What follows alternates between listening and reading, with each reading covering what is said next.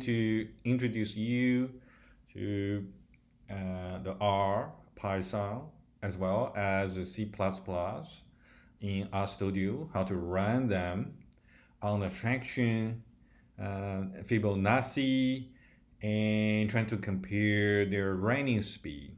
So that sounds a lot of um, programming work. Actually, it is realized or implemented in RStudio fairly conveniently. So you don't have to worry about this. As we can see in the previous videos, I compared the R with the Python. We can see the R is slightly is slower than Python. Well, when we introduce the C++, and we can clearly see there is a difference in magnitude, so it's not on the same level. And the C++ runs very fast compared to the other two. Python are they're fairly almost on the same magnitude in terms of the speed, but C++ is a far uh, uh, like speedy than the other two. Well, let's look at the the scripts and run it.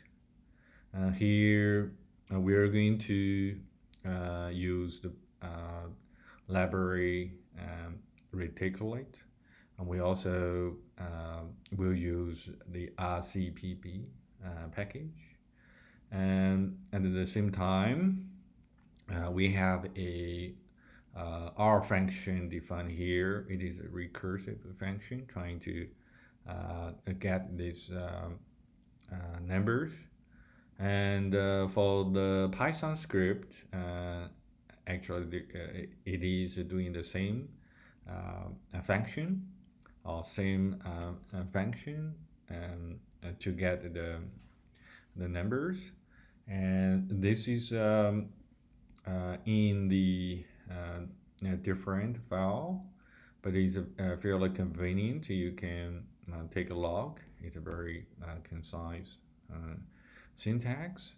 Also, if we look at this main script, we're going to source how to run the C++ program and too, and we can take a brief look at the C++, almost similar syntax, especially with R, and you can take a look, and we will run this. First, we will load the package reticulate, and we also loaded the RCPP package. Then we run the function, and this is a native R function. We can see here in the environment this is available for usage. And we also can run the Python here, and so this one also showed up and is ready for use. We will do the C++. This should be available too. Yes, it is available here. Then we will run this benchmark, trying to load this library first. Because of the timing, we will change it to 20 and equal to 20, so we can write relatively faster. We can see it in the console. It takes about slightly more than 1 second. You can see the R is running a longer time than Python. We will take another look at the C run this the three functions and to compare what's their how long it will take to finish this. It's a fairly quick. You can see the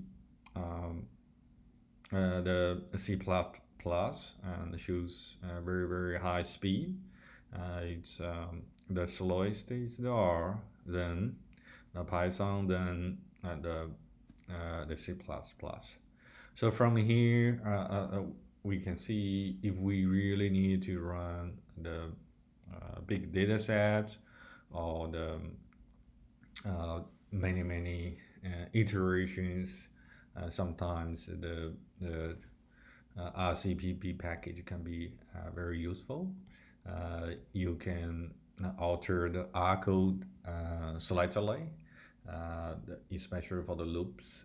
You may find it fairly and convenient or more efficient to convert some of the R code into C++. Well, hopefully this video will give you some useful hints. If you like my video, please subscribe on my channel. Hope to see you next time.